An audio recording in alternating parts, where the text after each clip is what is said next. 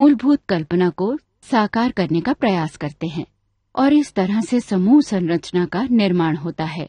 उन मूलभूत तत्वों से और उन तत्वों के अनुसार किए गए अंग संचालन से, गति से, चाल से और लयकारी से उस पद्धति की प्रस्तुति के पीछे जो विशिष्ट विचार होते हैं उसे शैली की संज्ञा प्राप्त होती है। और कथक में एक प्रतिमा है जो है स्व प्रतिमा, मतलब कि स्वयं प्रभा शैली। अब अगर हम अलग अलग नृत्य शैलियों के बारे में विचार करें तो उनके पीछे आने वाले आकार, मतलब निर्मित होने वाले आकार, और जिस रंगमंच के आकाश पर हम उसे देखते हैं, जैसे पृष्ठभूमि में देखते हैं, वो आकार उसी तरह के होते हैं। उदाहरण के तौर पर कुछ आकार होते हैं गोल, अर्धगोलाकार, पंचकोण, कोण, त्रिकोण, मतलब अलग अलग आकार होते हैं। इसके अलावा सीधी रेखा या सरल रेखा होती है। अगर हम रेखाओं का विचार करें तो कथक में सरल रेखा का ही अधिकार होता है। अब मैं आप सबको विस्तार से सरल रेखा के बारे में बताती हूँ। आप सब लोगों ने एक कतार में खड़े पेड़ तो देखे ही होंगे, जैसे कि सुपारी के पेड़ जो बहुत ही सुंदर दिखते हैं। ठीक इन्हीं पेड़ों की तरह कथक में भी इसी तरह की सरल रेखा सुंदर लगती है।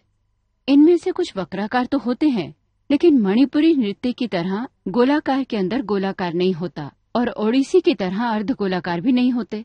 और जिस तरह से ये पेड़ हवा के झोंकों से झूमते हैं, नाचते हैं, वैसी ही लयकारी कथक में भी है। अभी हमने आपको कथक की सरल रेखा के बारे में कुछ जानकारी दी और इसकी प्रशंसा में भी हमने बहुत कुछ कहा, किंतु हस्त संचालन के बारे में अभी तक हमने कुछ नहीं कहा है। कथक में जो हस्त संचालन होते हैं वो सरल हैं और हमें क्षितिज तक ले जाते हैं। वो असीम हैं, उन पर कोई बंदिश नहीं। इधर हाथ किया तो यहाँ से जाने वाली रेखा दिखाई देती है, यूं किया तो ये वाली रेखा दिखाई देती है, सामने किया तो सामने वाली रेखा। मेरा मतलब कि इन रेखाओं की कोई सीमा नहीं होती। शायद इसीलिए कथक की रचना हमेशा मुक्त रूप में दिखाई देती है। अब बात करते हैं तत्कार की, जो कथक का पदन्यास है, क्योंकि उसमें तत् जैसी चपत आवाज भी होती है और ये आवाज सुमधुर होती है। जब जमीन पर पैर थिरकने लगते हैं तो अलग अलग तरह की आवाज उत्पन्न होती है, कभी उग्र, कभी धीमी, कभी कोमल या मुलायम, जिनसे वातावरण में एक खूबसूरत नादमय स्वरूप बन जाता है। इसे हम क्या कहें समझ नहीं आता, संगीत ही कहना होगा। और जिस पदन्यास में संगीत नहीं होगा उसे हम पदन्यास कभी नहीं कहते। हम पैरों में 100-150 घुंघरू बांधते हैं और उन घुंघरुओं को बांधने की भी एक विशेष प्रकार की पद्धति होती है।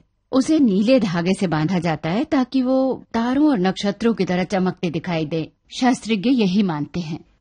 इस तरह से किया गया पदन्यास अलग अलग जातियों में, मतलब गण, मात्राओं के गण या समूह इसी तरह चलते हैं। और अब इस बारे में विस्तार पूर्वक समझाती हूँ। मान लो आप षष्ठ जाति में कुछ कर रहे हो, आपको लगेगा कि आप झूले पर बैठे हैं या झूल रहे हैं। और अगर आप खंड जाति में कुछ कर रहे हैं, तग तगिट तग तगिट तग तगिट तग तगिट, जैसे तुम रेलगाड़ी में बैठे हो। और अगर आप चौगुन में जाओगे, ढगिन तिनक दिन ढगिन तिनक दिन, जैसे आप घुड़सवारी कर रहे हैं। और अगर आप मिश्र जाति में जाओगे तो धाधिन नाधाधिन तातिन नाधाधिन, जैसे कमर पर घड़ा रखकर ठुमकती ठुमकती एक गांव की युवती चली जा रही है, ऐसा लगता है। मतलब के अलग अलग मात्रा के अलग अलग भाव होते हैं, जिसे हम पूर्ण रूप से कथक के पदन्यास से व्यक्त कर सकते हैं। आइए देखें इसका प्रात्यक्षिक।